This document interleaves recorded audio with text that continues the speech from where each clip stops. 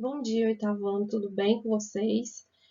Na aula de hoje a gente vai falar especificamente sobre a abolição da escravatura. A gente abordou sobre isso nas duas últimas aulas, sobre como era o contexto, né, político, social, conflituoso em que o Brasil vivia no século XIX. E tudo isso, né, levou às revoltas, à resistência do negro, à formação dos quilombos, tudo isso. E também a questão do contexto mundial, né? Como eu expliquei para vocês, que o mundo se industrializava e pagava pela mão de obra, né?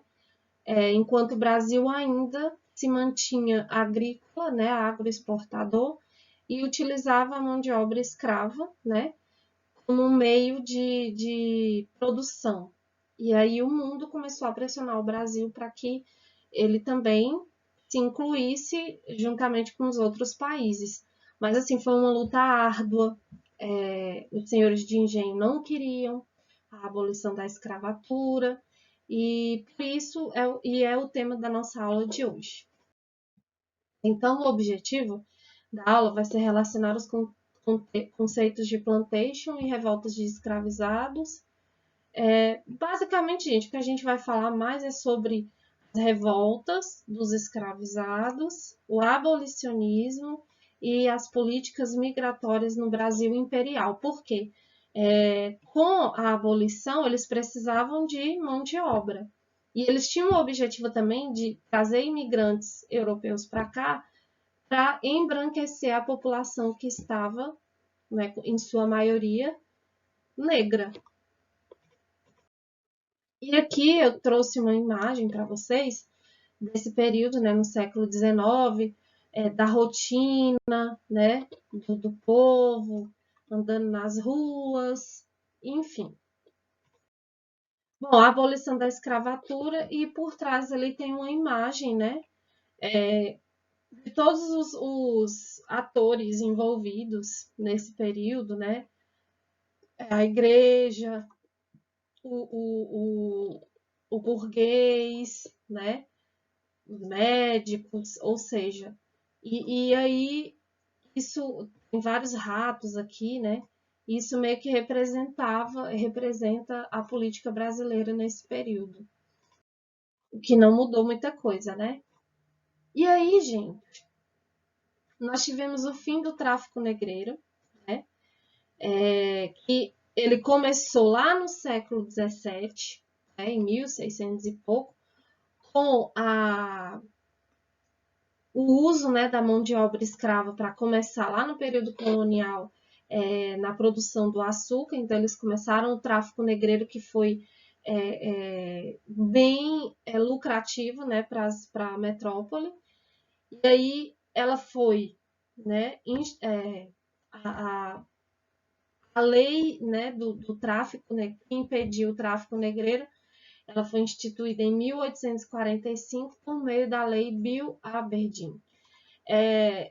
Obviamente, né, foram os ingleses que instituíram, e não havia mais sentido traficar pessoas em prol desse fortalecimento e crescimento, né, do capitalismo comercial.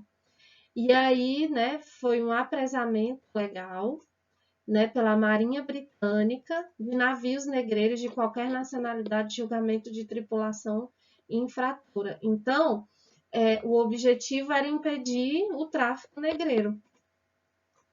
E aí, aqui no Brasil, nós tivemos a Lei Eusébio de Queiroz, que extinguiu, né, isso 5 anos depois da Lei Bill Aberdeen, extinção do tráfico negreiro entre a África e o Brasil. E aí a entrada de africanos em território brasileiro, ela cai drasticamente, e o preço dos escravos dobra em poucos meses. E aí o escravismo, ele se torna então economicamente inviável.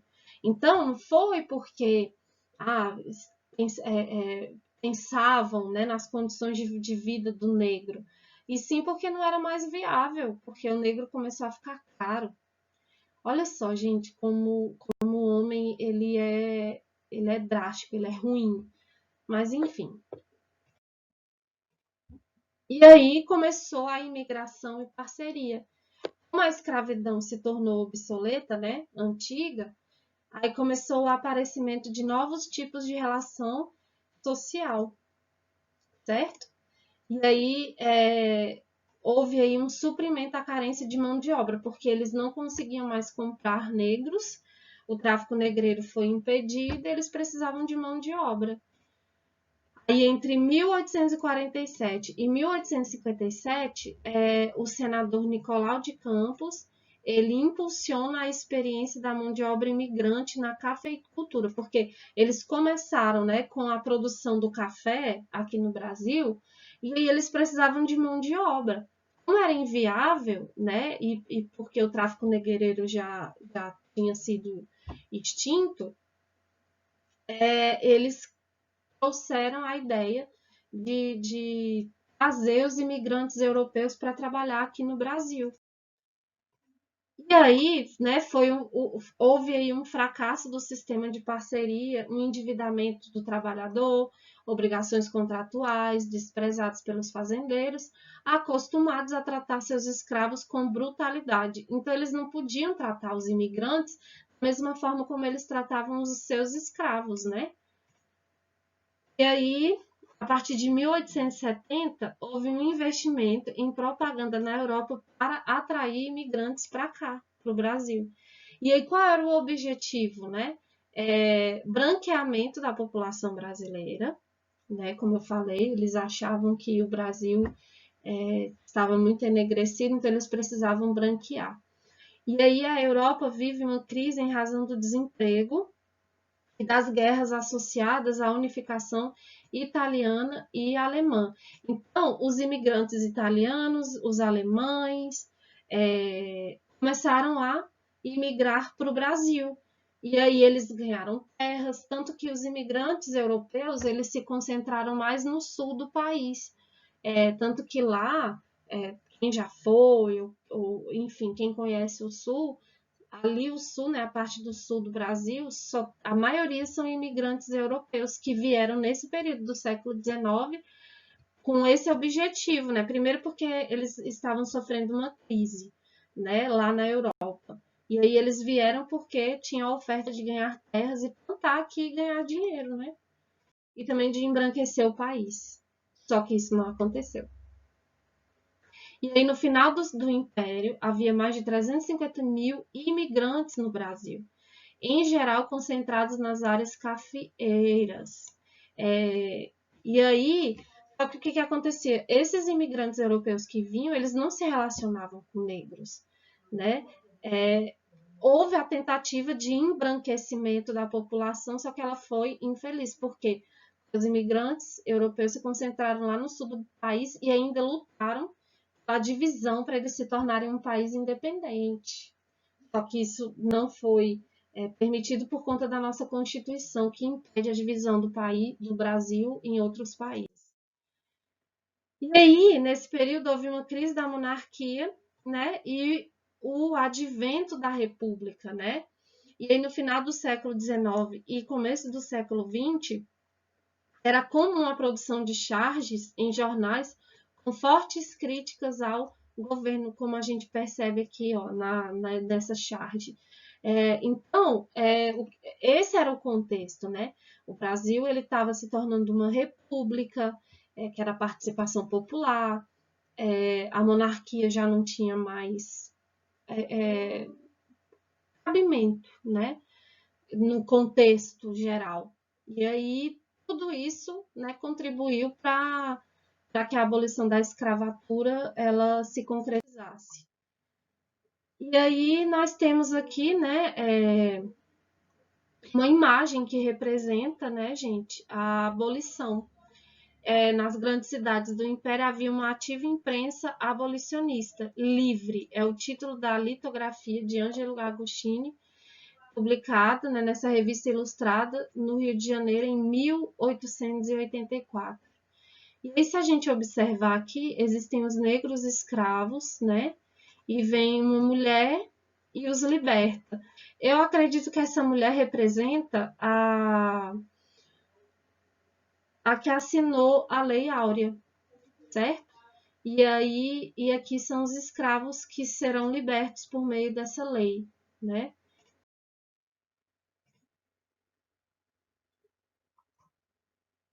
E aí, gente, a abolição da escravatura. Houve uma discussão sobre o trabalho escravo como responsável pelo atraso do país diante das evoluídas nações europeias, e aí ocupa jornalistas, escritores e políticos, como eu falei para vocês. Enquanto o mundo seguia uma outra lógica de trabalho, né, que era por conta da Revolução Industrial, das indústrias, e de pagar pessoas para trabalhar, aqui no Brasil ainda continuava com a mão de obra escrava, e isso marcava o atraso do país que foi o último país a abolir a escravidão.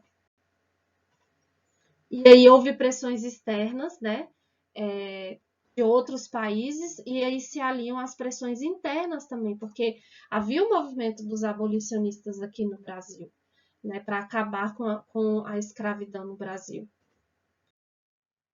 E aí vieram as leis, né, abolicionistas. A primeira delas foi a Lei Eusébio de Queiroz, em 1850. Em 1871 veio a Lei do Ventre Livre, ou seja, a escrava ela tinha o seu ventre livre. Então, se ela tivesse um filho, o filho dela já seria livre. E em 1885 a Lei dos Sexagenários e, né, veio em 1885 a Lei Saraiva, Cotegipe, e aí ela trazia vantagens para os donos de escravos, como sempre, né, gente? E aí, em 13 de maio de 1888, a princesa Isabel, representada naquela imagem que eu mostrei para vocês anteriormente, ela assina a Lei Áurea, libertando os escravos no Brasil. Apesar da pouca participação popular na política do século XIX, a abolição da escravidão foi recebida com muitas comemorações pelas camadas mais pobres, afinal eram eles os maiores beneficiados pela lei. Aqui nós temos uma imagem que representa esse dia. Só, gente, que eles assinaram a lei até por pressões de outros países, né, pressões externas, porém eles não deram condições os escravos negros que foram libertos. Eles foram libertos, mas eles iriam morar onde? Eles iriam se alimentar como? Eles iriam trabalhar onde? Os donos de engenho, os fazendeiros, eles não queriam pagar para um escravo trabalhar para eles, sendo que o escravo antes trabalhava de graça. Foi nesse contexto que os negros começaram a ocupar os morros, tipo lá na Bahia, no Rio de Janeiro, que eles precisavam de um lugar para morar. E aí, como eles não conseguiam trabalho, eles precisavam comer, precisavam vestir, precisavam de lá.